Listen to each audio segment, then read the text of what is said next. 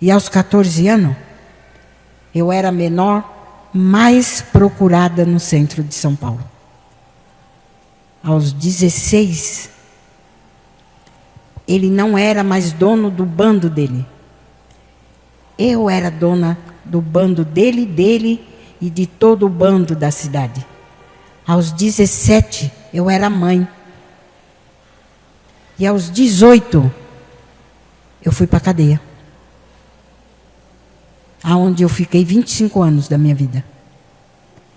Aos 18 anos, eu dei entrada na penitenciária feminina da capital. E lá eu fiquei 25 anos da minha vida. É um grande privilégio para mim estar aqui hoje. Estou muito feliz, que Deus abençoe grandemente a vida de todos. Porque é muito importante a gente falar para as pessoas o que Deus fez na vida da gente. Porque eu vou contar para vocês como é que foi. Eu realmente sou uma pessoa que Deus mudou completamente a vida. Eu sempre fui, né? Nós somos normais. E eu fui uma criança como qualquer outra criança, igual essas que tem aqui. Sou filha de mãe solteira e fui criada com todo carinho, como toda criança. Tive uma mãe amorosa que sempre fez de tudo por mim. Fui muito bem educada também. E comecei a crescer e a minha mãe era uma mulher muito forte. As mulheres têm isso por dom já, né? Ser forte. Minha mãe também. Minha mãe era muito forte e eu era muito levada. Levada. Pensa numa criança levada, eu. Muito. Mas eu era amada, muito amada. Mas eu continuei crescendo. Crescendo na estatura, eu cresci assim, quase tudo. Quase. Se não fosse o quase, eu seria mais alta. Mas o quase não deixou. Eu continuei crescendo. E a minha mãe continuou me amando. Mas ela teve essa filha muito nova. Minha mãe acho que tinha 16 anos, nem isso, quando eu nasci. Ela era muito nova. Mas mesmo com todos os problemas e barreiras que ela achou pela frente, ela foi cuidar dessa filha e ela foi trabalhar por causa dessa filha, para cuidar dessa filha, para educar essa filha. E minha mãe trabalhava em São Paulo, lá na capital, lá nos bairros nobres. E ela conheceu alguém, logicamente, né? Ela era nova. Mesmo sendo mãe de uma criança, ela era muito jovem. E com o tempo, logicamente, ela acabou casando com essa pessoa. Eu também gostava do Nelson. Eu já tinha, 6, 7 anos. Eu também gostava dele. Ele era um homem normal. Quer dizer, normal, é. Não era ruim, era bom. Mas 1 ano, 2 anos, 1 ano e pouco depois, mudou. Ele mudou. De alguma maneira, ele acabou mudando e começou a beber. E a maltratar a única coisa que eu amava. Que eu tinha. Minha mãe. E eu continuo crescendo. E naturalmente, aos 9 anos, aos 8 anos, a gente começa a mudar. É natural da criança. Né? A gente começa a mudar. A gente fica um pouquinho mais rebelde. Isso é natural. Só que com alguém que muda dentro da sua casa, isso muda um pouco mais. E isso mudou. Ele começou a maltratar minha mãe, começou a xingar minha mãe, a fazer mal para minha mãe. Batia, se batia, não batia na minha frente, mas o que ele fazia era pior do que bater. E isso foi trazendo a revolta da criança, da menina de 8 anos para 9 anos, veio aflorando cada vez mais. Aos 9 eu fugi de casa um dia, porque ele chegou muito bêbado, fazendo muito barulho, e eu aproveitei a oportunidade, empurrei, ele caiu.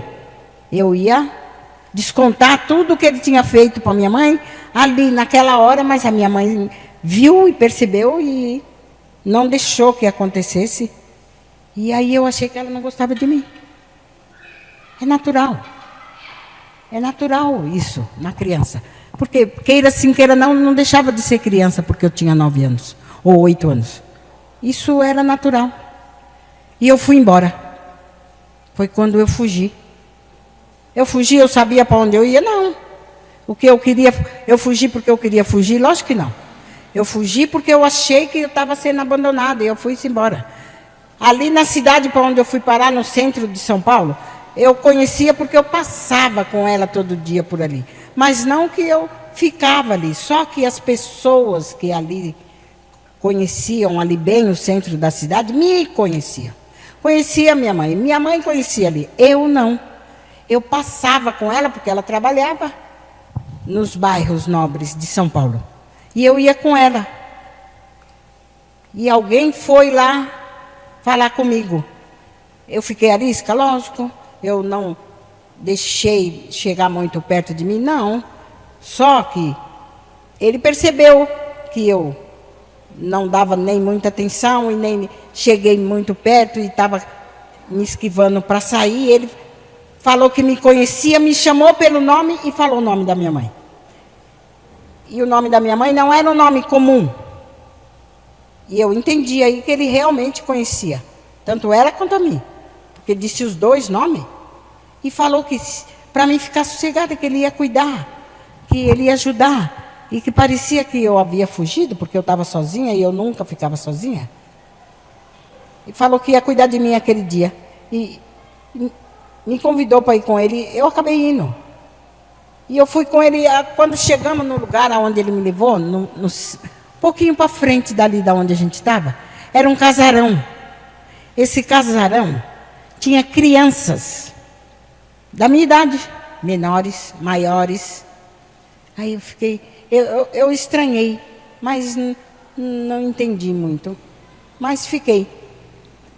No outro dia, um outro homem, não era aquele que me levou sumiu, mas no outro dia apareceu alguém que falou para mim assim. Um homem que eu olhei para ele e não gostei dele. Sabe quando o santo da gente não bate com a da outra pessoa? Mas ele falou assim, para ficar aqui tem que pagar. E eu pensei, não deu certo. Como é que eu vou pagar? Quem cuidava de mim era minha mãe. Quem me dá as coisas é minha mãe. E agora? Mas ele não falou mais nada, eu fiquei quieta. Opa! Aí, quando passou uns 2 dias, ele saiu comigo e mais algumas crianças e nos levou para essas igrejas. Lá em São Paulo tem muitas igrejas evangélicas, mas tem muitas católicas também. E ele nos levou nessas igrejas. E quando ele saía dessas igrejas, ele saía com muita coisa. E aí eu comecei a entender que ele era aliciador de menor. Porque ele sustentava, não tão direitinho como devia, mas ele sustentava aquelas crianças que ele tinha com ele lá.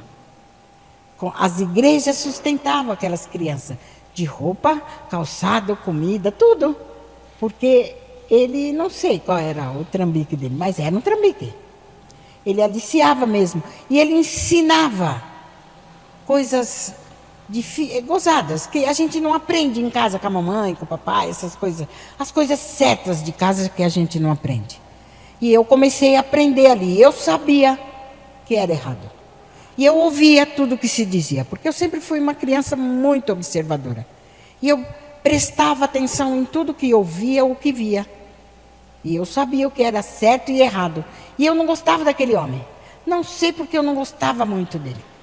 Mas um dia nós saímos, depois de acho que de uns 3 ou 4 meses, nós saímos na volta.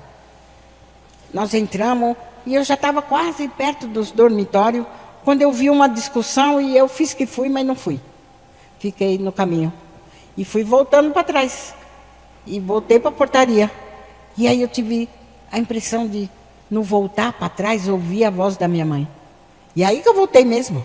Porque eu estava ouvindo um tipo de discussão. Aí eu voltei para trás e entrei de volta no lugar. Quando eu olhei, era minha mãe. E eu briguei com a pessoa. Briguei com o homem. Ah, está brigando com a minha mãe? E a minha mãe não me tratou como ela me tratava. Mas falou para mim, ué, você queria tanto conhecer o seu pai?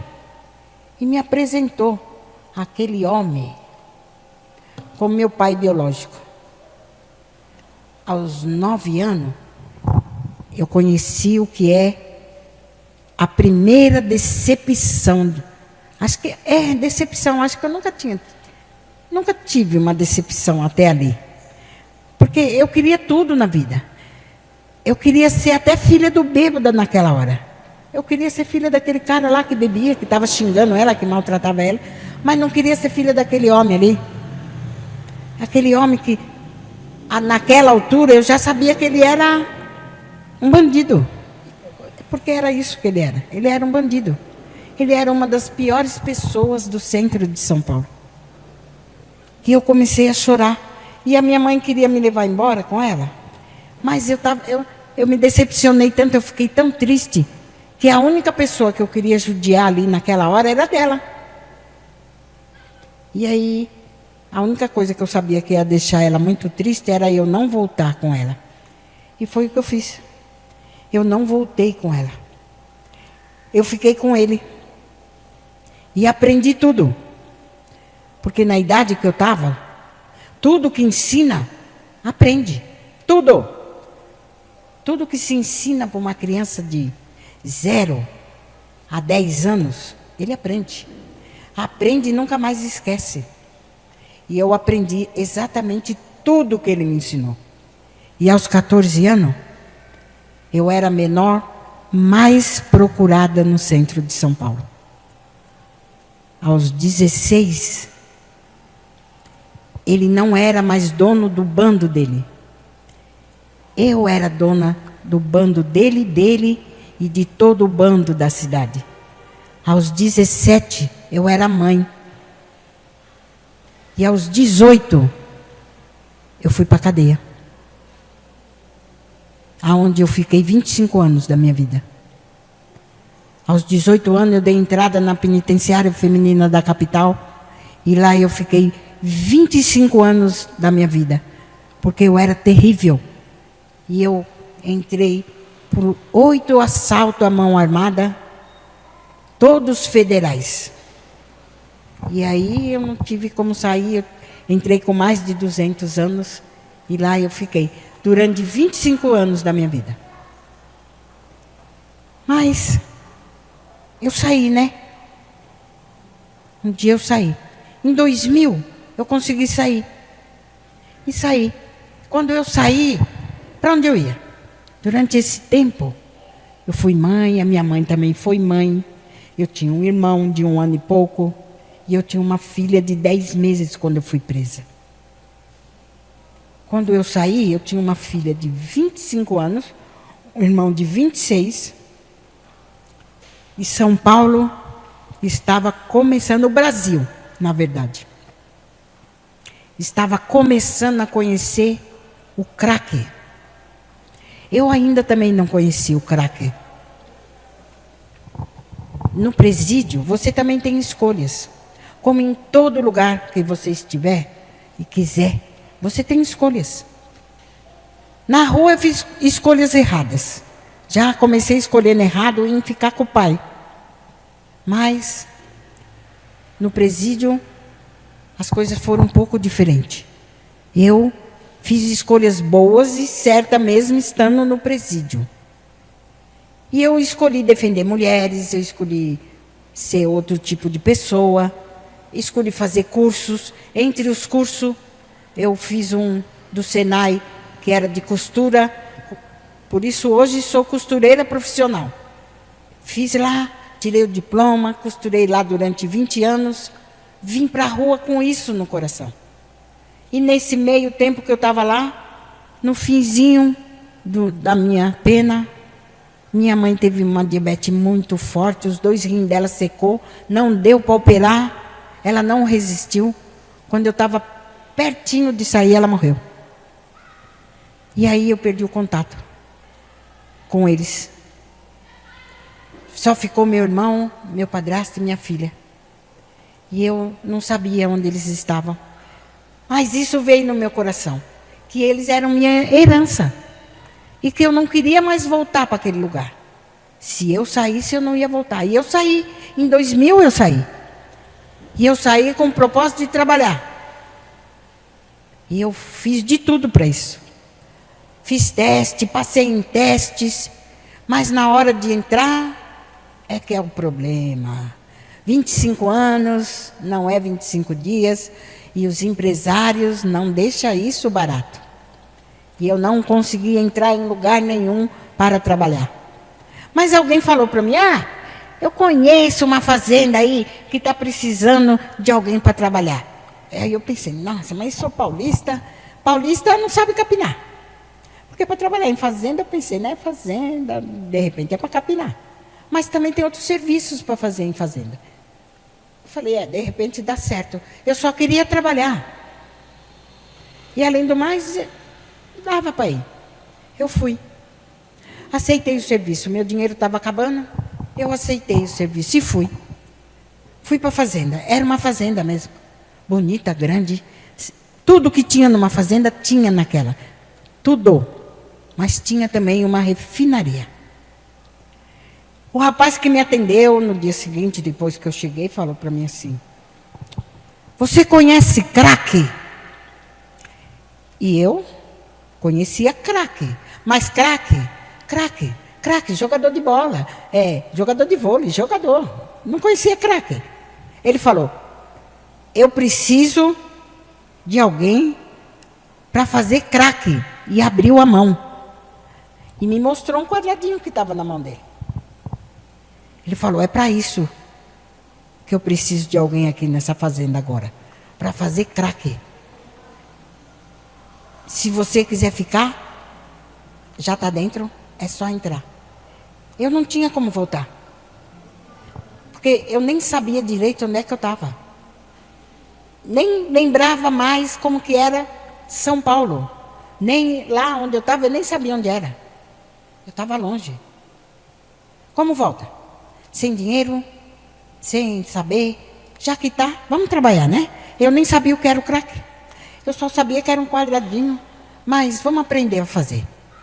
Quando ele me levou para o galpão que abriu, e que eu vi todo o maquinário, e senti o cheiro, e vi toda aquela droga, eu falei, corri, e olha onde eu vim parar. Mas eu estava lá, para mim voltar, eu tinha que trabalhar. E eu fiquei lá, aprendi a fazer o crack, e descobri que crack era uma droga feita, e para fazer ela é toda manual, todinha. Mistura manualmente, se faz manualmente, ela é cozida, mas tem que cuidar dela manualmente, corta ela na mão, tudo manualmente. E aí eu tive que fazer. E eu fui fazendo durante 4 meses. O problema é que não tem máscara, não tem luva, não tem nada. E ela é cozida. Quando ela começa a cozinhar, você tem que mexer. E eu comecei a ingerir. É natural. Você está dentro do galpão, mistura tudo, põe no fogo, tem que mexer. E eu fui mexer. E fui inalar também, estou inalando, estou lá.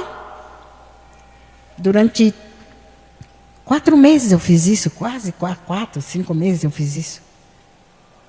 Um dia eu ouvi uma conversa assim. Precisa levar essa droga para São Paulo, mas quem vai levar? Como vai levar? Ninguém quer fazer isso. É perigoso e não sei o quê. E eu ouvi a conversa. E eu queria voltar para São Paulo. E eu me coloquei à disposição. E a pessoa falou, mas tem certeza? Você sabe que pode acontecer? Eu falei, sei. E eu sabia mesmo. Afinal, eu tinha acabado de sair do presídio. Eu sabia mesmo. Mas eu queria voltar para São Paulo. Eu não tinha desistido do meu sonho. Tudo que eu queria era encontrar meu irmão e minha filha. Eu queria voltar para casa. E ele falou, então tá bom. Eles arrumaram tudo, prepararam tudo e puseram toda a droga, e eu, e o motorista, e São Paulo. E eu vim. E eu comecei a ver no caminho que tinha alguma coisa errado comigo. Porque e aí eu notei que eu não dormia. Demorei 4 dias de lá para cá. De lá para São Paulo, né? Porque eu estou na Bahia agora, então de lá para São Paulo. demorei 4 dias. Nesse caminho, eu não dormi e não comi. E aí eu vi que eu não comi e não dormi. Na fazenda eu não percebia isso. Mas lá eu percebi. No caminho eu percebi. E eu percebi a dor de cabeça. Nossa, uma dor de cabeça que não passava por nada. E eu só bebia líquido. Quando chegou em São Paulo, que entregamos tudo, eu falei para uma pessoa lá, nossa, tem alguma coisa errada comigo. Eu não comi nada de lá para cá. Eu só bebi. E eu não dormi uma vez. Nós não paramos para mim dormir. Tem alguma coisa errada. E essa dor de cabeça? Aí o rapaz falou, ah, que dó. Você também não escapou. Falei, não escapei de quê? Ele falou, você também está viciada. Falei, não pode ser. Falei, eu conheço quase todo tipo de droga. E eu nunca usei elas porque eu nunca quis. Eu experimentei quase todas. E o crack, eu não sei nem usar essa droga aí. Ele falou, faz o teste para você ver. Eu falei, como que eu vou fazer teste? Eu nem sei usar. Ele falou, vou preparar para você. Você vai ver se você está ou não viciada. E ele preparou. E eu usei. Foi como tirar a dor de cabeça com a mão e jogar fora. E aquilo me deu uma dor tão grande, eu fiquei tão triste. E eu estou no meio de São Paulo já. E aí eu ia, a vontade era de acabar com tudo aquilo. E continuar fazendo o que eu ia fazer. Procurar o que é meu. Minha filha e meu irmão. E aí eu tinha até dinheiro suficiente ali. Mas estou viciada. Realmente eu estava viciada. A dor de cabeça mostrou que eu estava viciada. Aquilo que estava doendo era abstinência. Eu não estava mais inalando a droga. Então eu estava viciada. E o viciado, a primeira coisa que ele perde, infelizmente, é o caráter.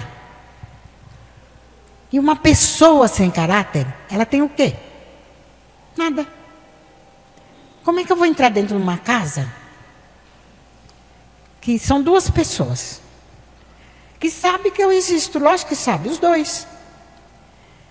Mas eu vou entrar lá, vou chegar lá e vou falar, ó, eu tenho dinheiro, eu vou morar aqui com vocês, você sabe que eu sou sua mãe, você sabe que eu sou sua irmã, eu vou morar aqui com vocês, não tem problema nenhum, a gente vai se dar bem, mas eu sou viciada, tá?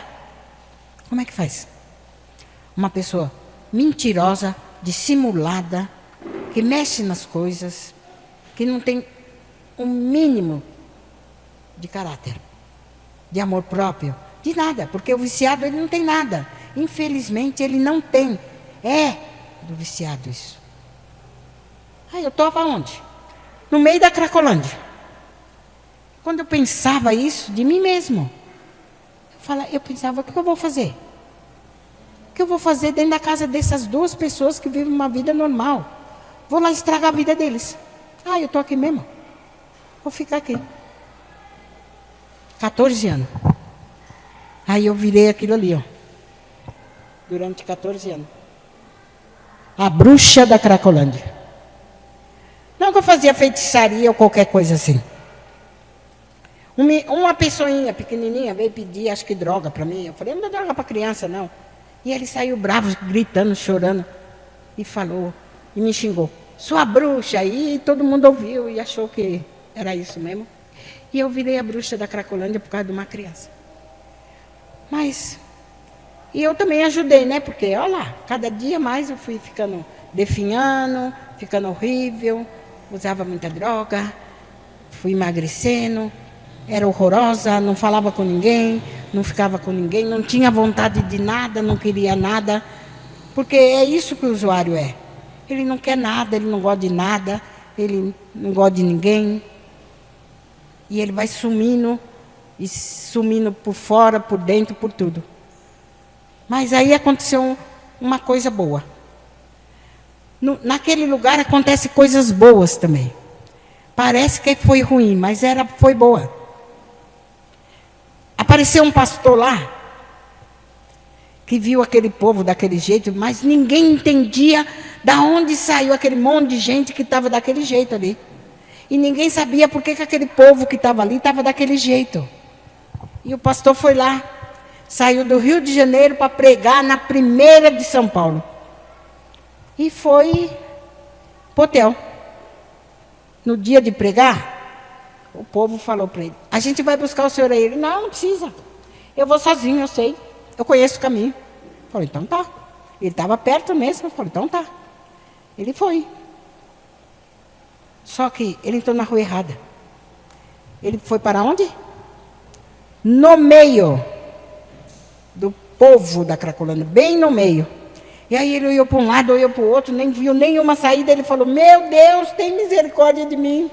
Crente faz isso mesmo. Quando ele fica assustado com medo, ele faz isso. Mas eu oro por ele todo dia, por causa disso. Porque ele se perdeu no meio da Cracolândia. E no dia que ele se perdeu no meio da Cracolândia, eu estava lá. Eu estava lá. E ele pediu misericórdia para Deus, e Deus falou: é de você mesmo que eu tenho que ter misericórdia? Olha para os lados. Olha aí para esse povo que está indo para o inferno correndo. E você está aí vivinho, indo para os meus braços andando. E você está me pedindo misericórdia. E aí ele falou: entendi. Já entendi. Ele andou um pouquinho mais para frente, conseguiu sair dali e enxergou a primeira igreja e foi. E ele chegou na primeira igreja e não conseguiu pregar o sermão que ele tinha pronto dentro da pasta dele. Mas ele desafiou todos os crentes do mundo, do Brasil pelo menos, a ajudar aquele povo que estava indo para o inferno voando. E o povo aceitou. Foi com ele. Pegou na mão dele, pegaram na mão de Deus e criaram a Cristolândia. E os outros crentes vieram com ele, porque não é só os batistas que estão entrando dentro das Cracolândia. O mundo está entrando dentro das Cracolândia. Uns levam água, outros levam comida, outros levam uma palavra, outros levam muita coisa. Eu tenho vários testemunhos dali, da Cracolândia, que aconteceu comigo. Eu descobri que o diabo, por exemplo, não podia ler o meu pensamento.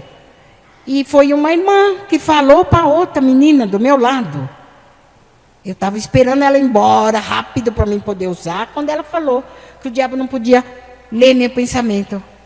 E eu até derrubei tudo e dei risada. Falei: ah, seu pilantra, te catei. Agora nunca mais você vai fazer eu usar, porque eu posso pensar que eu não vou usar e você não vai saber.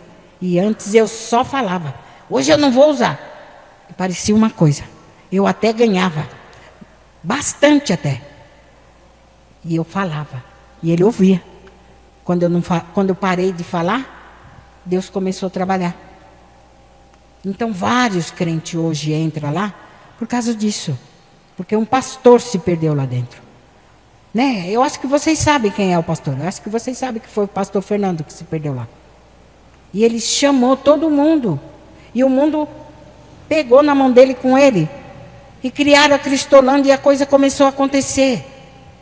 E me resgataram também. Porque por causa disso começou os amarelinhos a aparecer dentro das Cristolândia. E é as pessoas que os usuários respeitam. Eles não respeitam nada e nem ninguém. Mas os evangélicos, eles podem estar de amarelo, de azul, de verde, do que quiser. A gente sempre conhece. E eles sempre conhecem. Eles sempre sabem que é ou não evangélico.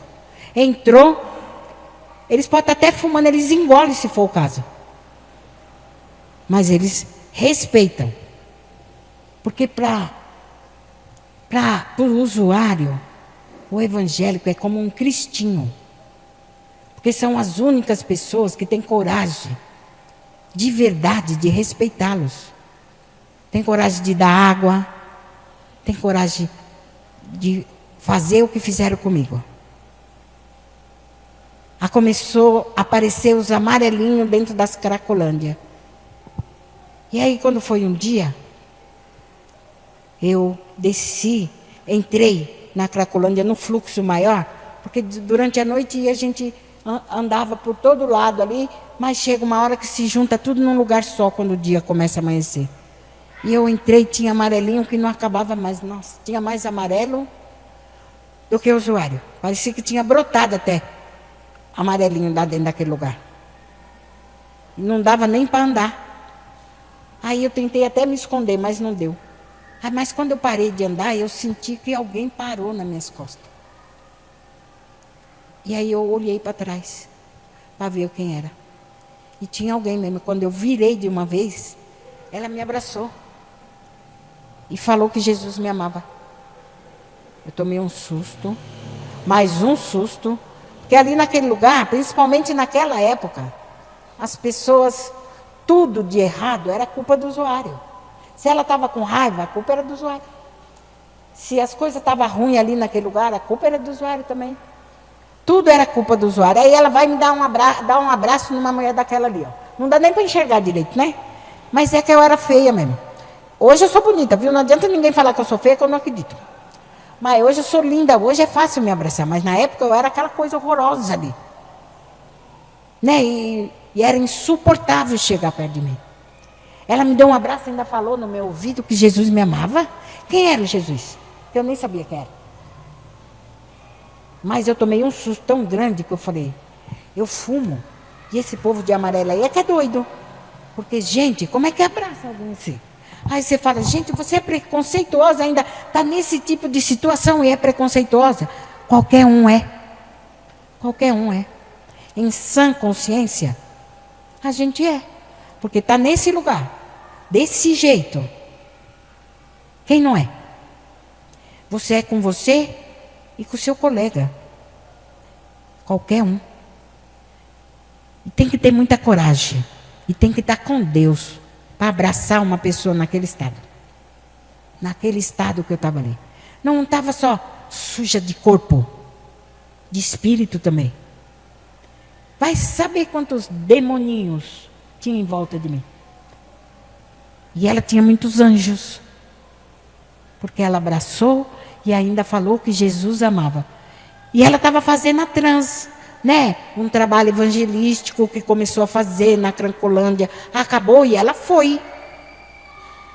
Mas o Jesus que amava eu, ficou aqui nas minhas orelhas. O abraço ficou aqui no meu corpo. E o que ela falou, ficou no meu coração. E ela ficou 60 dias depois disso. Ela ia. Porque depois disso ela conseguiu falar com uma pessoa que ninguém conseguia chegar perto. E ela chegou e deu um abraço. Um abraço que salvou a minha vida. Foi esse abraço que me deu vontade de levantar daquela calçada e acreditar que as pessoas eram boas. Existiam as pessoas boas. E ela mostrou que existia uma, que ela era uma delas. E durante 60 dias, ela não desistiu de mim. Ela foi todos os dias. Ela chegou a ser chatinha, assim, porque a gente está lá todo dia, aquela rotina, aquela vida boba. Aí quer morrer, quer um monte de coisa. E todo dia alguém passa e te dá bom dia, te chama para tomar banho, te conta uma história. E ela contava uma história para mim todo dia. E eu, que não gostava de olhar nem para a cara de ninguém, ouvia. Quando ela falava bom dia, eu olhava, eu conseguia dar um sorriso. Não sei se saía um sorriso, mas eu dava um sorriso. E aí ela sentava, contava a história, me convidava para tomar banho. Eu não ia, logicamente, né? Mas ela convidava. Ela convidava para tomar banho, para comer alguma coisa, contava a história. Um dia ela falou para mim assim, se você quiser sair desse lugar, eu tenho um lugar para te levar. Eu falei, é louca mesmo.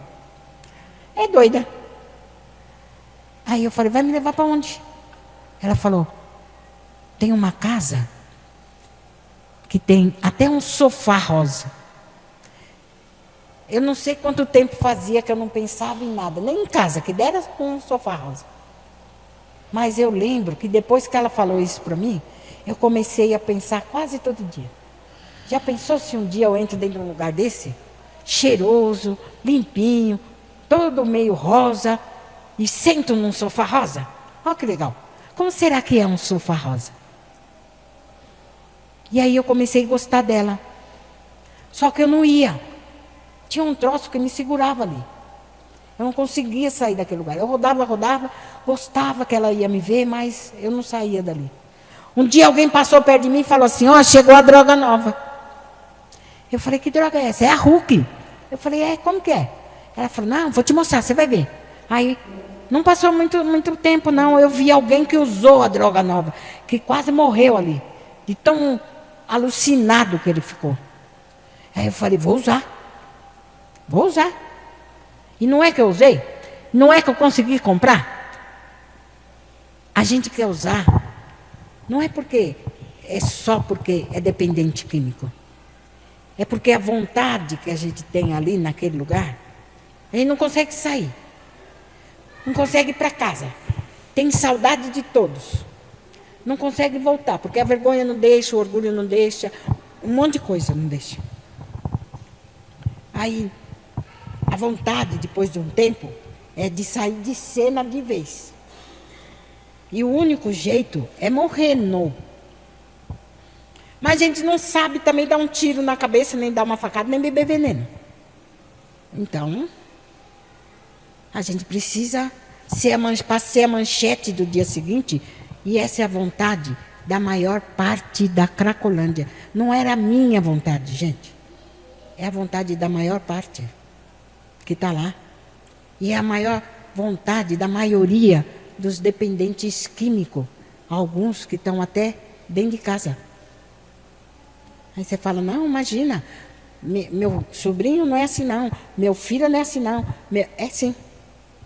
A amargura que se carrega dentro do peito é assim. A gente quer sempre, sabe, parar de dar trabalho. Porque a gente é humano, igualzinho vocês. E a gente vê que sofre. A gente sabe que sofre. A gente sabe que são tristes por causa da gente. E aí a gente sabe que a única maneira é a gente sair de perto, mas de vez. Não é ir para uma Cracolândia. E quando a gente vai, não adianta nada. A gente está lá, você está aqui, mas você está lá todo dia.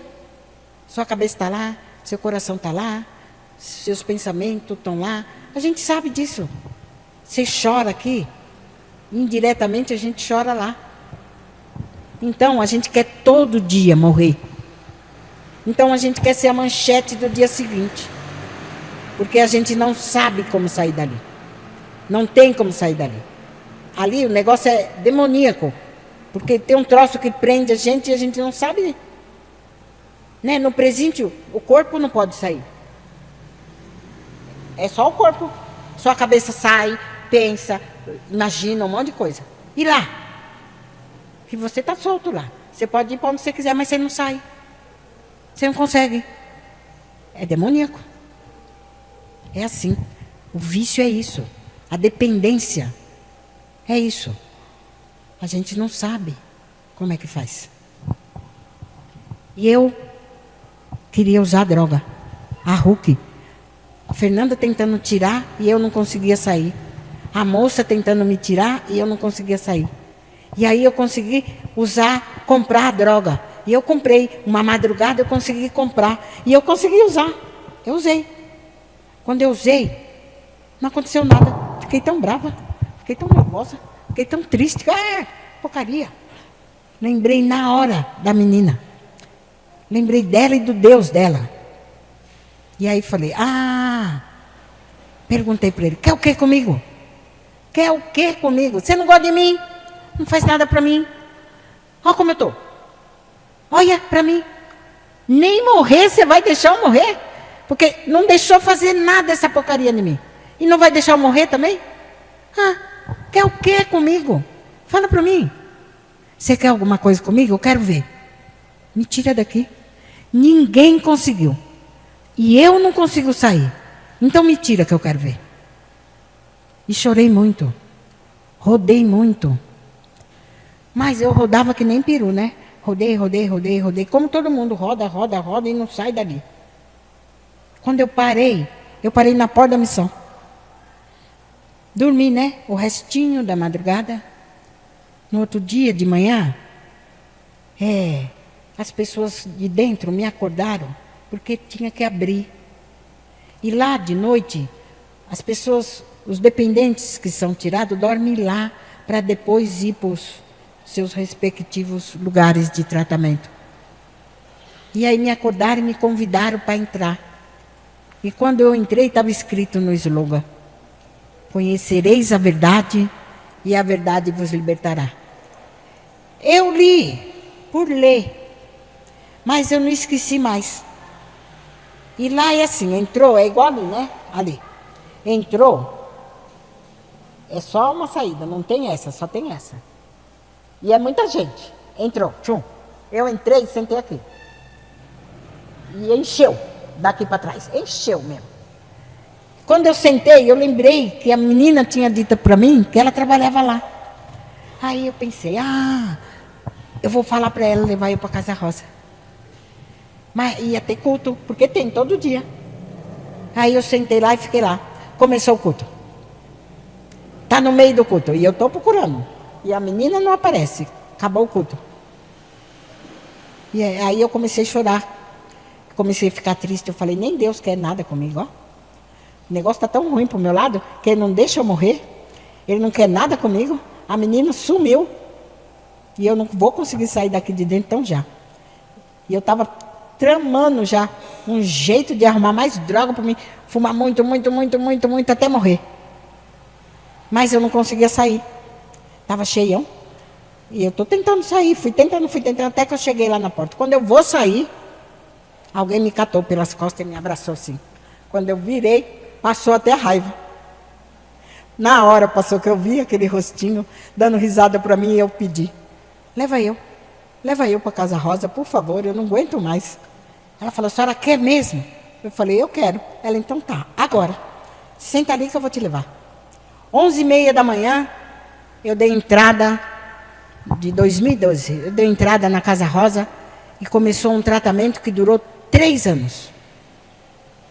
Eu fiquei em tratamento em São Paulo, em Campinas, depois de volta em São Paulo. E nesse meio de tratamento, Deus foi tratando, foi cuidando, porque quando a gente está em tratamento, a gente não trata só a droga. Porque a gente tem que tratar tudo. Tem que tratar o espiritual, o emocional, tudo. Tem capetinhas para tirar, capetinhas para matar, tem um monte de coisa. E eu tinha tudo, capetinhas e capetões. Um monte de coisa. Aí levou eu, mas nasceu uma vontade de fazer para as pessoas o que foi feito para mim, porque eu não acreditava que existia coisas boas, pessoas boas, que faziam as coisas porque fazia. E os crentes fizeram, os batistas, né? Na verdade, foram os batistas que fizeram para mim. Os batistas me levaram para Casa Rosa e deram tudo. Tudo. Do tratamento às operações. Eu sou operada, tenho 2 safenas. Eu fui para o hospital, não fui para o hospital público, fui para hospitais. Fiquei muito tempo com um problema sério de pressão, com um problema sério de um monte de coisa. Eu tive que tratar muita coisa. Então, eles me deram tudo, fizeram tudo isso. Aí eu entrei numas que queria fazer para as pessoas, que foi feito para mim. Porque foi feito para mim muita coisa. Aí eu falei, eu preciso conhecer esse Deus direito. Um pastor ouviu eu falando isso, em Campinas. Ele falou, você não conhece o Deus? Eu falei, ele fez um monte de coisa para mim, deu meu irmão e tal. Mas, assim, eu acho que eu não conheço ele direito. Ele falou, então vai para o seminário. Aí eu voltei e falei para a Soraya. Soraya, o pastor falou que eu preciso ir para o seminário. Ela riu. Ela falou, se você acha que ir para o seminário é assim? Eu falei, não é? Ela, não, lógico que não. Tem que estudar. Eu falei, tem que estudar o quê? Ela falou, tem que estudar, Silvia. Falei, não, tá, tem que estudar, tudo bem. Eu já estudei até a 8ª. Ela falou, então tá, vamos procurar. Vamos procurar, cadê o histórico? Onde está? Quem acha? Comece de novo. Então começa. Aí comecei. Tudo de novo. Eu fiz o veja, o eja, sei lá o quê. Eu sei que eu fiz. Eu fiz de novo. Fiz o ensino, fiz o fundamental. Fundamental foi fácil. O médio também. Depois eu fiz o outro lá. que eu fiz em Minas, na divisa de Minas. E aí, eu consegui ir para o seminário. Fui para o Rio. Lá Deus me abençoou, porque eu queria ser missionária. No meio do caminho, eu falei, já estou senhorinha mesmo, o negócio é ser missionária. Vamos fazer missão. Missão, todo mundo faz missão, todo mundo gosta. As radical gostam, também gosto delas. Eu não posso ser mais mensageira do rei, não posso ser mais esses negócios. Então, vou fazer missão. Vou ser missionária. Como que é ser missionária? Conheci um monte. Aí, gostei delas todas. Falei, me ensina a ser missionária. Silvia, ninguém ensina ninguém a ser nada. As coisas acontecem. Eu falei, então tá. Então vai acontecer comigo também. E aí, um dia, no seminário, eu fui para o jardim de oração, orei e pedi para Deus. Deus, faz de mim uma missionária. Eu fiz os 4 anos. Nos 4 anos. Sem falhar um. Eu só falhei no último ano, não porque eu não consegui passar. Eu passei em todas as provas. Só que na última, de setembro, eu fui fazer essa fena. E aí eu não pude prestar. Mas até ali eu passei. Na de junho e agosto eu passei. Faltava as 2 últimas para poder fechar. Eu não me formei com a minha turma, mas eu formei com a turma seguinte. E hoje, para a glória de Deus, eu sou missionária dos batistas. E posso contar para todo mundo que Deus transforma. Ele transforma. Ele transformou a minha vida todinha assim, ó. Eu sou feliz, eu sou feliz. Eu moro com o meu irmão caçulinha, o menininho de 2 anos que ficou lá, né, que prometeu para o Senhor que se o Senhor mostrasse para ele onde é que estava a irmã dele, ele se rendia aos pés do Senhor. Hoje, ele é presbítero na igreja dele, porque o Senhor mostrou no mesmo dia para ele onde é que estava a irmã dele. Um colega dele chegou para ele no serviço e falou, você conhece a Cristolândia, cara? Ele falou, eu não sei nem o que é. Ele falou, então, liga lá nesse endereço aí. Ele ligou. Quando ele ligou, Soraya estava me armando arrumando eu também, para levar para Aracaju para ser batizada. Ela falou, vem aqui que eu quero ver se você é irmão dela mesmo. Porque para ser meu irmão tinha que me reconhecer. Ele não me via, mas eu sou a cara dele e ele é a minha cara. Aí levou ele lá na Casa Rosa, tem uma, como fala? Uma varandinha, né? E eu estava assim, com a missionária, e ele estava lá no carro. E ele da janela disse que quando me viu, ele quase desmaiou. A Soraya saiu com o carro, falou, você não pode ficar com ela agora não. Só daqui 30 dias. Ele falou, eu venho daqui 30 dias, mas é minha irmã. Eu tenho certeza que é ela. Absoluta. Quando nós voltamos de Aracaju, eu já estava batizada e era meu aniversário. Soraya tinha prometido me dar um bolo e ele completou a festa e eles fizeram minha festa de 57 anos. E daí para lá, eu estou aqui até hoje. Hoje eu moro com esse irmão. Minha filha ficou brava durante um tempo. Em 2017, eu passei no Fantástico. Um dos 18.000 televisores que assistiu a reportagem foi o dela. E ela entendeu por que a mãe dela não criou ela. E perdoou a mãe dela. Hoje, ela é minha vizinha. Mora do lado. Nossa casa é geminada assim. Se abrir o portão, eu passo para o quintal da casa dela ou ela para o quintal da casa que eu estou. Deus não é bom? Deus não transforma? Deus não traz de volta tudo aquilo que o coração da gente quer? E tudo que eu queria era o quê? Voltar para casa. Direitinho. Certinho. E Deus fez isso. Ele fez na minha vida. E Ele faz na sua. Ele faz na de qualquer um. É só a gente querer. E a gente deixar. A gente deixar Deus fazer. E eu só pedi. Porque Deus não veio para fazer nada para ninguém que não precisa. Ele veio para nós que precisamos. Porque é nós só que somos falhos. Eu fui muito mais falha do que vocês. Não é por isso que Ele me ama mais. Ele ama nós do mesmo jeito, porque Ele fez nós um por um. Nós somos perfeitos. Ah, mas eu não sou perfeito. Somos. Sabe por quê que nós somos perfeitos? Porque nós somos a imagem e a semelhança. Se nós somos a imagem e a semelhança deles, Ele é perfeito. Nós também. Né? E a gente tem que acreditar nisso. Se nós somos filhos do rei, somos reis e rainhas. Sempre seremos. Temos que acreditar nisso. Amém? Deus abençoe a vida de vocês.